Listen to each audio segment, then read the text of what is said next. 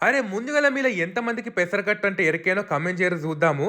మా ఇంట్లో ఎప్పుడన్నా జరమొచ్చినా, నోరు రుచి లేకపోయినా మా అమ్మ ముందుగాల ఏసే రెసిపీ ఏదైనా ఉందంటే పెసరకట్టే అన్నట్టు. చానా మైల్డ్ ఉంటది. పెయిన్ గూడా సలవ చేస్తదన్నట్టు టేస్ట్ అయితే జబర్దస్త్ ఉంటది. పాండ్రి మా అమ్మ చేసి చూపిస్తదంట. ముందుగాలైతే ఒక గిలాస పెసరపప్పు తీసుకొని నూనె, గీనె ఏం లేకుండా ఏయించుకోవాలి. జర్ర పప్పు ఎర్రబడే వరకు ఏయించుకుంటే సరిపోతది. దాంట్లోకి ఒక 2, 3 గ్లాసుల నీళ్ళు పోసేసి మొత్తం పసుపు, నూనె ఏసి ఉడకబెట్టేసిర్రనుకోర్రి మెత్తగా చారు లెక్క అయిపోతది. నీళ్ళు ఎక్కువనే పోసుకోవాలన్నట్టు. తర్వాత కలవంలోకి మా అమ్మ పచ్చిమిరపకాయలు, అల్లము, ఎల్లిగడ్డ, పసుపు, ఉప్పు ఏసేసుకొని మెత్తగా దంచుకుంది. దొడ్డుప్పేసుకుంటే మంచిగుంటది.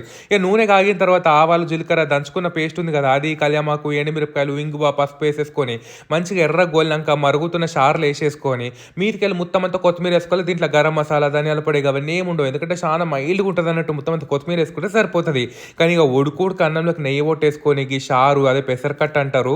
అదేసుకొని తింటే జబర్దస్త్ ఉంటది. మామిడికాయ తొక్కకి ఇట్లా అంచుకు పెట్టుకుంటారు గానీ నాకైతే ఏం నచ్చదు. మీకెట్లా నచ్చుతదో